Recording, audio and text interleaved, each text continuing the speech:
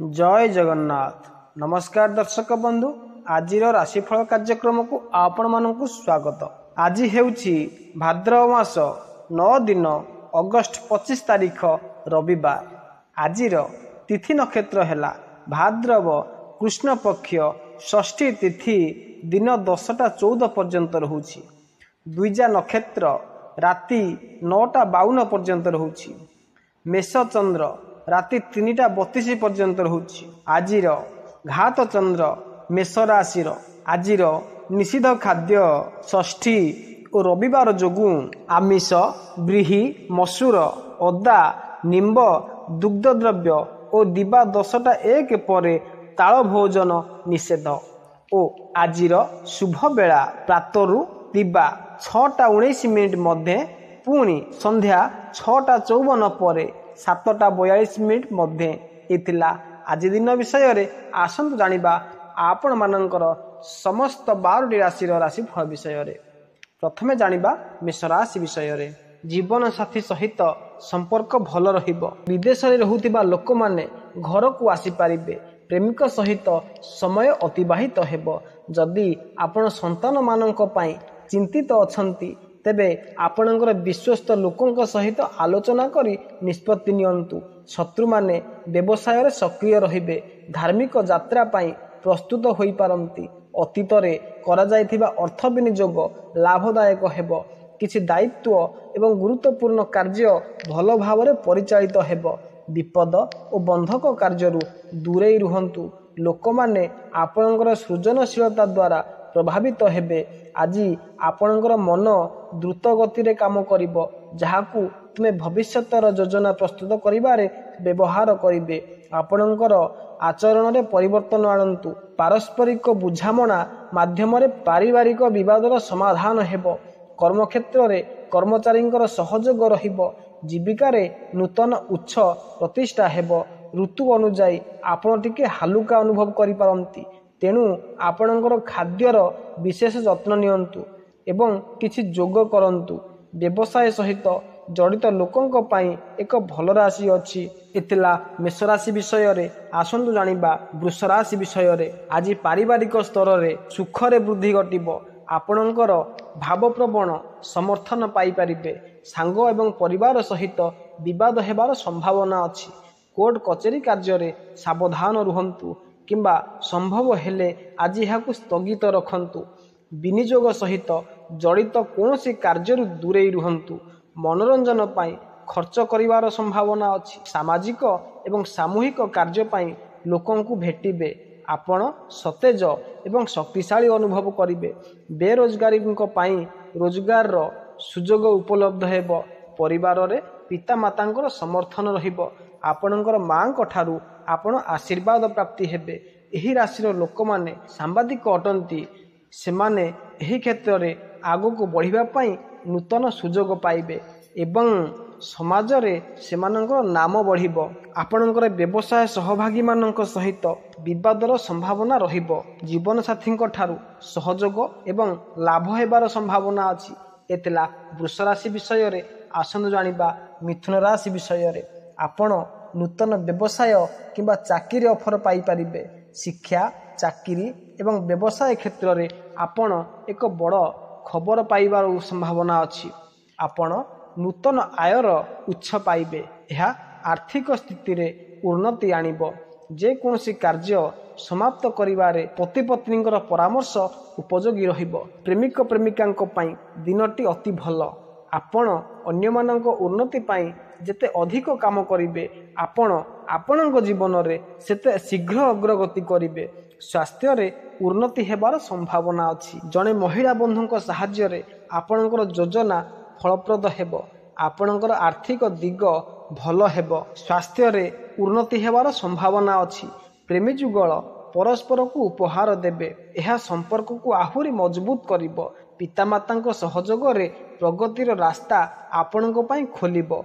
आपणकर साथी आपणक विषय रे खराब अनुभव करि पारंती एवं आपणक दुहिंक मध्यरे मतभेद होई पारे। आज व्यवसाय भल हेबो। आपण भ्रमणर लाभ पाइबे। एथिला मिथुन राशि विषय रे। आसंतु जानिबा कर्कट राशि विषय रे। आज आपणकर कार्य ବୃଦ୍ଧି କରିବାରେ ସଫଳ ହେବେ। ସନ୍ତାନଙ୍କ ପକ୍ଷରୁ ଏକ ଭଲ ଖବର ପାଇପାରନ୍ତି। ନିଜ ବ୍ୟକ୍ତିଙ୍କ ସହିତ ଯୁକ୍ତିତର୍କ ହୋଇପାରେ। ଏହି ରାଶିର ଛାତ୍ରମାନେ ପରୀକ୍ଷାରେ ଭଲ ଫଳାଫଳ ପାଇବେ। କଳାକ୍ଷେତ୍ର ସହିତ ଜଡ଼ିତ ଲୋକମାନେ ସମ୍ମାନ ପାଇବେ ଏବଂ ଲୋକମାନେ ଆପଣଙ୍କ ଠାରୁ ପ୍ରେରଣା ମଧ୍ୟ ପାଇବେ। ଆପଣଙ୍କର କାର୍ଯ୍ୟରେ ସ୍ଥିରତା ରହିବ। ଦାମ୍ପତ୍ୟ ଜୀବନରେ ମଧୁରତା ବୃଦ୍ଧି ପାଇବ। ନକାରାତ୍ମକ ଚିନ୍ତାଧାରାରୁ ଦୂରେଇ ରୁହନ୍ତୁ। ଆପଣମାନଙ୍କ ମଧ୍ୟ କେତେକ ନୂତନ କ୍ଷେତ୍ରରେ ଉଦ୍ୟମ କରିବାର ସୁଯୋଗ ପାଇବେ ଏବଂ ଆପଣ ପ୍ରିୟମାନଙ୍କର ପ୍ରୟାସରେ ସଫଳ ହେବେ। ପରିବାର ସହିତ ସମୟ ଖୁସିରେ ବିତାଇବେ। କୌଣସି କାର୍ଯ୍ୟ ବିଷୟରେ ଆଶଙ୍କା ରହିବ ଯାହା ଭିତ୍ତିହୀନ ପ୍ରମାଣିତ ହେବ। ଆଜି ଆପଣଙ୍କର ଅଗ୍ରଗତି ପାଇଁ ରାସ୍ତା ଖୋଲାଯିବ ଏବଂ ଭାଗ୍ୟ ଆପଣଙ୍କର ସମ୍ପୂର୍ଣ୍ଣ ସମର୍ଥନ କରିବ। ଅଧ୍ୟୟନ ଏବଂ ଆଧ୍ୟାତ୍ମିକତା ପ୍ରତି ଆଗ୍ରହ ବୃଦ୍ଧି କରିବା ସ୍ୱାଭାବିକ। ବିବାଦୀୟ ବିଷୟ ସମାପ୍ତ ହେବ। ଆପଣଙ୍କର ଗୁପ୍ତ ଜିନିଷ ବା ଯୋଜନା ସମସ୍ତଙ୍କର ସାମ୍ନାରେ ଆସିପାରେ। ବିବାହିତ ଜୀବନ ସୁଖମୟ ହେବ। ଜୀବନରେ ଉନ୍ନତ ସଫଳତା ପାଇଁ କାର୍ଯ୍ୟ ଯୋଜନା ପରିବର୍ତ୍ତନ କରନ୍ତୁ। ଏ ଥିଲା କର୍କଟ ରାଶି ବିଷୟରେ। ଆସନ୍ତୁ ଜାଣିବା ସିଂହ ରାଶି ବିଷୟରେ। ଆଜି କାର୍ଯ୍ୟଭାର ଅଧିକ ହେବ। ଆପଣ ସମ୍ପତ୍ତିରୁ ଲାଭ ପାଇପାରିବେ। ଆଜି ଆପଣଙ୍କ ପାଇଁ ସନ୍ତୁଷ୍ଟପୂର୍ଣ୍ଣ ଦିନ ହେବ ଏବଂ ସାମାଜିକ ଧାର୍ମିକ କାର୍ଯ୍ୟରେ ଅଂଶଗ୍ରହଣ କରିବା କାରଣରୁ ଆପଣଙ୍କର ସମ୍ମାନ ବୃଦ୍ଧି ପାଇବ। ଆପଣ କାର୍ଯ୍ୟ ଉପରେ ଅଧିକ ଧ୍ୟାନ ଦେବେ ଏବଂ ଅତିରିକ୍ତ ପ୍ରୟାସ ମଧ୍ୟ କରିବେ। ଆର୍ଥିକ ପ୍ରଗତି ପାଇଁ ଏକ ନୂତନ ଯୋଜନା ପ୍ରସ୍ତୁତ କରାଯିବ। ଖାଦ୍ୟ ଏବଂ ଧ୍ୟାନ ଆବଶ୍ୟକ କରେ। ଅନେକ ଦିନ ଧରି ଆପଣଙ୍କ ମନରେ କିଛି ବିଷୟରେ ଆପଣଙ୍କର ଦ୍ୱନ୍ଦ୍ୱ ଅଛି। ହୁଏତ ଆଜି ସେହି ଦ୍ୱନ୍ଦ୍ୱର ପରିସମାପ୍ତି ଘଟିବ। ଆଜି କର୍ମକ୍ଷେତ୍ରରେ ଜଣେ ସହକର୍ମୀଙ୍କ ସହ ଯୁକ୍ତିତର୍କ କରିବା ପରିବର୍ତ୍ତେ ତାଙ୍କୁ କ୍ଷମା କରିଦିଅନ୍ତୁ। ଆଜି ବହୁତ ବ୍ୟସ୍ତ ଦିନ ହେବ ଏବଂ ଆପଣଙ୍କୁ ବହୁତ ଦାୟିତ୍ୱ ସମ୍ଭାଳିବାକୁ ପଡ଼ିବ। ଏହାର ଫଳାଫଳ ମଧ୍ୟ ଲାଭଦାୟକ ହେବ। ଆପଣ କଠିନ ପରିଶ୍ରମର ଫଳ ପାଇବେ ଏବଂ ଫଳାଫଳ ମଧ୍ୟ ଆପଣଙ୍କ ପାଇଁ ଅନୁକୂଳ ରହିବ। ଆସନ୍ତାକାଲି ପାଇଁ ଏକ ଜଟିଳ ବିଷୟକୁ ସ୍ଥଗିତ ରଖନ୍ତୁ ନାହିଁ। ଏହା କେବଳ ଆପଣଙ୍କର କ୍ଷତି କରିପାରେ। ଏ ଥିଲା ସିଂହ ରାଶି ବିଷୟରେ। ଆସନ୍ତୁ ଜାଣିବା କନ୍ୟା ରାଶି ବିଷୟରେ। ଆଜି କୌଣସି କଷ୍ଟସାଧ୍ୟ ପାରିବାରିକ ସମସ୍ୟାକୁ ଯତ୍ନର ସହ ସମାଧାନ କରିବାକୁ ପଡ଼ିବ। କିଛି ନୂଆ ଚେଷ୍ଟା ନ କରିବା ଭଲ। ଭବିଷ୍ୟତ ବିଷୟରେ ଚିନ୍ତା କରିବା ଆପଣଙ୍କୁ ଦୁଃଖ ଦେଇପାରେ। ତେଣୁ କୌଣସି କାର୍ଯ୍ୟ ନ ହେବା ପର୍ଯ୍ୟନ୍ତ ଏହା ବିଷୟରେ ନକାରାତ୍ମକ ଚିନ୍ତା କରନ୍ତୁ ନାହିଁ। ଆଜି କୌଣସି ଛୋଟ ପରିବର୍ତ୍ତନ ବିଷୟରେ ଚିନ୍ତା କରନ୍ତୁ ନାହିଁ। ଛୋଟ ଯାତ୍ରା ପାଇଁ ଏହା ଏକ ଭଲ ଦିନ। କାମ ଆରମ୍ଭ କରିବା ସମୟରେ ନିରାଶା ଅନୁଭବ ହୋଇପାରେ, କିନ୍ତୁ କାର୍ଯ୍ୟ ଆଗକୁ ବଢ଼ିବା ସହିତ ଉତ୍ସାହ ମଧ୍ୟ ଫେରିଆସିବ। ପରିବାର ସହିତ ବିତାଇଥିବା ସମୟ ଆଶା କରାଯାଉଥିବା ଠାରୁ ଅଧିକ ଉପଭୋଗ୍ୟ ହେବ। କର୍ମକ୍ଷେତ୍ରରେ ଆଜି ଖୁସି ଅନୁଭବ କରିବେ। ଅଧିକ ଖାଦ୍ୟ ପେଟରେ ସମସ୍ୟା ସୃଷ୍ଟି କରିପାରେ। ଜୀବନ ପ୍ରତି ବିପଦପୂର୍ଣ୍ଣ କାର୍ଯ୍ୟକଳାପରୁ ଦୂରେଇ ରୁହନ୍ତୁ। ବ୍ୟବସାୟରେ ସନ୍ତୁଷ୍ଟ ହେବେ। ସଫଳତା ଆତ୍ମବିଶ୍ୱାସ ବୃଦ୍ଧି କରିବ। ଅପରିଚିତ ଲୋକଙ୍କୁ ବିଶ୍ୱାସ କରନ୍ତୁ ନାହିଁ। ବ୍ୟବସାୟରେ ପ୍ରଗତିର ସମ୍ଭାବନା ଅଛି। ଏ ଥିଲା କନ୍ୟା ରାଶି ବିଷୟରେ। ଆସନ୍ତୁ ଜାଣିବା ତୁଳା ରାଶି ବିଷୟରେ। ଆଜି ଆପଣ ସାଂସାରିକ ବିଷୟକୁ ଏକ ପାଖରେ ରଖିକରି ଆଧ୍ୟାତ୍ମିକତା ଆଡ଼କୁ ଧ୍ୟାନ ରହିବ। ଗଭୀର ଭାବନା ଏବଂ ମନ୍ଥନ ଆପଣଙ୍କୁ ଅଲୌକିକ ଅନୁଭୂତି କରାଇବ। ବାଣୀ ଉପରେ ନିୟନ୍ତ୍ରଣ ରଖିବା ବହୁତ ଭ୍ରାନ୍ତ ଧାରଣାରୁ ବଞ୍ଚିତ କରିବ। ଗୃହସ୍ଥ ଜୀବନରେ ସୁଖ ଶାନ୍ତି ଅନୁଭବ କରିବେ। ପାରିବାରିକ ସଦସ୍ୟ ଏବଂ ନିକଟସ୍ଥ ବନ୍ଧୁମାନଙ୍କ ସହିତ ଉତ୍ତମ ଭୋଜନ କରିବାର ଅବସର ମିଳିବ। ଛୋଟ ଯାତ୍ରାର ଆୟୋଜନ ମଧ୍ୟ ହେବାର ସମ୍ଭାବନା ଅଛି। ସ୍ୱାସ୍ଥ୍ୟ ଭଲ ରହିବ। ଧନଲାଭ ହେବ। ଦୂରରେ ଥିବା ସ୍ନେହିଜନମାନଙ୍କ ସହିତ ଭଲ ସମାଚାର ଆପଣଙ୍କୁ ଖୁସି ପ୍ରଦାନ କରିବ। ନୂଆ କାର୍ଯ୍ୟଗୁଡ଼ିକର ପ୍ରାରମ୍ଭ କରନ୍ତୁ ନାହିଁ। ଶତ୍ରୁମାନଙ୍କ ଠାରୁ ବଞ୍ଚି କରି ରୁହନ୍ତୁ। ଏ ଥିଲା ତୁଳା ରାଶି ବିଷୟରେ। ଆସନ୍ତୁ ଜାଣିବା ବିଛା ରାଶି ବିଷୟରେ। ଆଜି ଆପଣଙ୍କ ପାଖରେ ପ୍ରତ୍ୟେକ କାର୍ଯ୍ୟ ନିର୍ବିଘ୍ନରେ ସମ୍ପୂର୍ଣ୍ଣ ହେବ।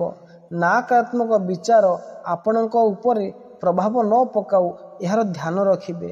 ମାନସିକ ଅସୁସ୍ଥତା ଆପଣଙ୍କୁ ଅସୁବିଧାରେ ପକାଇପାରେ। ସ୍ୱାସ୍ଥ୍ୟ ସମ୍ବନ୍ଧରେ ଅଭିଯୋଗ ରହିବ। ଚାକିରିରେ ଉଚ୍ଚ ଅଧିକାରୀ ମାନଙ୍କ ସହିତ ସାବଧାନ ପୂର୍ବକ କାର୍ଯ୍ୟ କରିବେ। ଚାକିରି ଏବଂ ବ୍ୟବସାୟର ସ୍ଥିତି ଆପଣଙ୍କର ଅନୁକୂଳ ରହିବ ଏବଂ କାର୍ଯ୍ୟରେ ସଫଳତା ମିଳିବ। ବୃଦ୍ଧ ତଥା ବରିଷ୍ଠ ନାଗରିକ ମାନଙ୍କ ଏବଂ ଉଚ୍ଚ ପଦାଧିକାରୀ ମାନଙ୍କର କୃପା ଦୃଷ୍ଟି ରହିବା କାରଣରୁ ଆପଣଙ୍କର ମାନସିକ ରୂପରେ କୌଣସି ପ୍ରକାରର ବୋଝମୁକ୍ତ ହେବେ। ସନ୍ତାନ ମାନଙ୍କର ସମସ୍ୟା ଆପଣଙ୍କୁ ଚିନ୍ତିତ କରିବ। ଶତ୍ରୁ ନିଜର ଚାଲରେ ସଫଳ ହେବେ। ଏ ଥିଲା ବିଛା ରାଶି ବିଷୟରେ। ଆସନ୍ତୁ ଜାଣିବା ଧନୁ ରାଶି ବିଷୟରେ। ଯଦି ଆପଣ ଏହି ସମୟରେ କୌଣସି ନୂଆ ବେପାରରେ ନିବେଶ ପାଇଁ ଭାବୁଛନ୍ତି ତେବେ ତାହାର ଚାବି ଆପଣଙ୍କ ହାତରେ ଅଛି। କାମରେ ବୃଦ୍ଧି ହେବାରୁ ଆପଣଙ୍କର ଆମଦାନୀ ବଢ଼ିବ।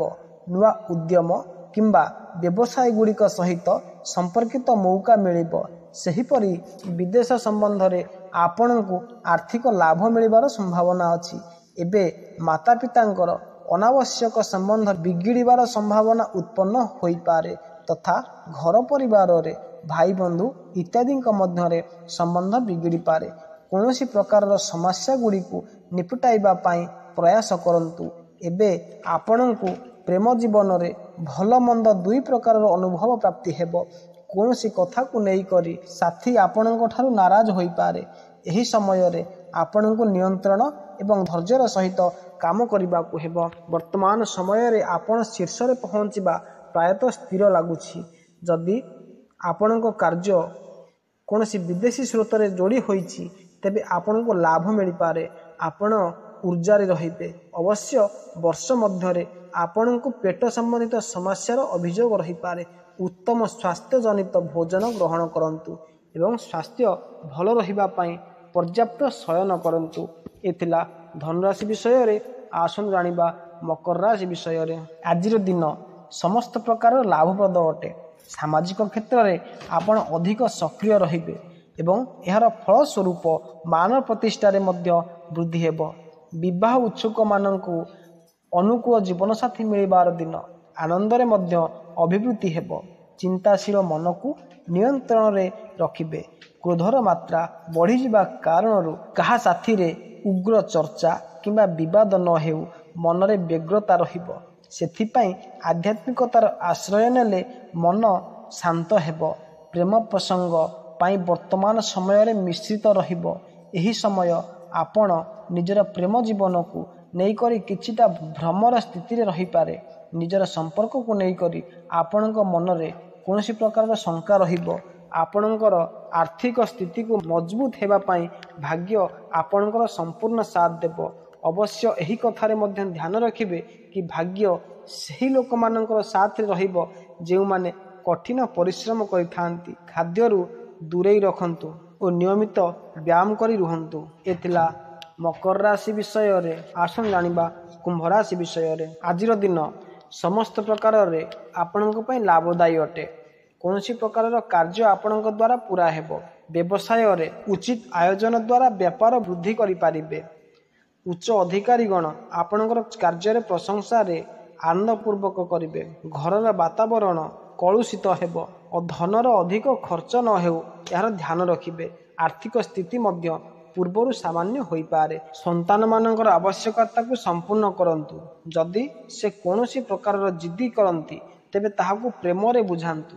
ବୈବାହିକ ଜୀବନକୁ ଖୁସିରେ ରଖିବା ପାଇଁ ଆପଣଙ୍କୁ ନିଜର ଦାମ୍ପତ୍ୟ ଜୀବନ ପ୍ରତି ସମର୍ପିତ ହେବାକୁ ହେବ। ଯଦି ଆପଣ କୌଣସି ଭାବରେ ବହୁତ ଭଲ ପ୍ରେମ ସମ୍ବନ୍ଧରେ ଅଛନ୍ତି ଏବଂ କୌଣସି ଭାବରେ କୌଣସି କଥା କରିବାକୁ ଚାହାନ୍ତି ତେବେ ଏହି ସମୟରେ କରିପାରନ୍ତି। ସାମାନ୍ୟ ବ୍ୟବହାର ରଖିବାକୁ ଚେଷ୍ଟା କରନ୍ତୁ। ବର୍ତ୍ତମାନ ସମୟରେ ଚାକିରିରେ ପ୍ରମୋଶନ କିମ୍ବା କୌଣସି ବଡ଼ ଉପଲବ୍ଧି ଆପଣଙ୍କୁ ହାସଲ ହୋଇପାରେ। ଛାତ୍ରମାନଙ୍କୁ ଶିକ୍ଷାରେ ସଫଳତା ମିଳିବ। ସ୍ୱାସ୍ଥ୍ୟ ଦୃଷ୍ଟିରୁ ବର୍ତ୍ତମାନ ସମୟ ଆପଣଙ୍କ ପାଇଁ ମିଶ୍ରିତ ରହିବ। ଏ ଥିଲା କୁମ୍ଭ ରାଶି ବିଷୟରେ। ଆସନ୍ତୁ ଜାଣିବା ମୀନ ରାଶି ବିଷୟରେ। ଆର୍ଥିକ ଦୃଷ୍ଟିରୁ ବର୍ତ୍ତମାନ ଆପଣଙ୍କ ପାଇଁ ଭଲ ନଜର ଆସୁଛି। ଏହି ସମୟରେ ଆପଣଙ୍କର ଆମଦାନୀ ବଢ଼ିବ। ଅବଶ୍ୟ ଖର୍ଚ୍ଚ ମଧ୍ୟ ସେହି ହିସାବରେ ବଢ଼ିବ। ସେଥିପାଇଁ ଆୟ ଏବଂ ଖର୍ଚ୍ଚରେ ତାଳମେଳ ବନାଇ କରି ଚାଲନ୍ତୁ। ଏହି ସମୟରେ ଚାକିରି କିମ୍ବା ବ୍ୟବସାୟ ବିଷୟରେ ଯିବାକୁ ଥିବା ଯାତ୍ରା ଆପଣଙ୍କ ପାଇଁ ଲାଭକାରୀ ହେବ। ଏହି ସମୟରେ ଆପଣଙ୍କୁ ବହୁତ ପରିଶ୍ରମ କରିବା ପରେ ହିଁ ଭଲ ଫଳ ପ୍ରାପ୍ତି ହେବ। ବିନା ଜିମ୍ମେଦାରୀରେ କୌଣସି ମଧ୍ୟ କାର୍ଯ୍ୟରେ ସଫଳତା ପ୍ରାପ୍ତ ହେବା ପାଇଁ ସମସ୍ୟା ଉତ୍ପନ୍ନ ହୋଇପାରେ। ଯଦି ଆପଣ ପ୍ରପର୍ଟି ଇତ୍ୟାଦି କ୍ଷେତ୍ରରେ ନିବେଶ କରିବାକୁ ମନ ବନାଉଛନ୍ତି ତେବେ ଏହି ସମୟରେ କରନ୍ତୁ ନାହିଁ। ଆପଣ ଦୁଇ ଜଣଙ୍କର ପରସ୍ପରର ଭାବନାକୁ ସମ୍ମାନ କରିବେ। ଏହି ସମୟରେ ଆପଣ ନିଜର ପ୍ରେମୀ ସାଥିରେ କୌଣସି ଦ୍ୱିତୀୟ ସ୍ଥାନକୁ ସିଫ୍ଟ ହୋଇପାରନ୍ତି। ତଥାପି ପରିବାରରେ ଆପଣ ଦୁଇ ଜଣଙ୍କ ପ୍ରତି ପ୍ରେମ କମ୍ ହେବ ନାହିଁ। ଅର୍ଥ କମାଇବା ପାଇଁ ଏହି ଅବଧି ଆପଣଙ୍କ ପାଇଁ ଶ୍ରେଷ୍ଠ ରହିବ। ଆର୍ଥିକ ସ୍ଥିତିକୁ ସୁଦୃଢ଼ କରିବା ପାଇଁ ଆପଣଙ୍କର କଡ଼ା ପ୍ରୟାସ କରିବେ। ବିଦେଶୀ ସ୍ରୋତରେ ଯେଉଁମାନଙ୍କର ଜାତକର ସମ୍ପର୍କ ଅଛି ତାଙ୍କୁ ଭଲ ଫାଇଦା ହାତକୁ ଲାଗିପାରେ। ଯାତ୍ରାରେ ଆଳସ୍ୟ ହୋଇପାରେ। ଅତଃ କମ୍ ଏବଂ କେବଳ ଜରୁରୀ ଯାତ୍ରା ହିଁ କରନ୍ତୁ ଏବଂ ବ୍ୟର୍ଥରେ ଦୌଡ଼ାଦୌଡ଼ି କିମ୍ବା ବ୍ୟସ୍ତତାରୁ ବଞ୍ଚନ୍ତୁ। ଖାଦ୍ୟ ପାନୀୟର ମଧ୍ୟ ଧ୍ୟାନ ରଖିବାର ଆବଶ୍ୟକତା ଅଛି। ଗରିଷ୍ଠ ଭୋଜନ କରିବାରେ ପେଟରେ ରୋଗ ହୋଇପାରେ। ଏ ଥିଲା ସମସ୍ତ 12ଗୋଟି ରାଶିର ରାଶିଫଳ ବିଷୟରେ। ଯଦି ଆପଣମାନଙ୍କୁ ଏହି ଭିଡ଼ିଓଟି ଭଲ ଲାଗିଥିବ ତେବେ ଲାଇକ୍ କରିବେ, ସବସ୍କ୍ରାଇବ୍ କରିବାକୁ ଭୁଲିବେ ନାହିଁ। ତେବେ ଆପଣଙ୍କ ସହିତ ପୁଣି ଦେଖା ହେବ ଏକ ନୂତନ ଅଧ୍ୟାୟରେ। ସେ ପର୍ଯ୍ୟନ୍ତ ରହୁଛି। ନମସ୍କାର। ଜୟ ଜଗନ୍ନାଥ।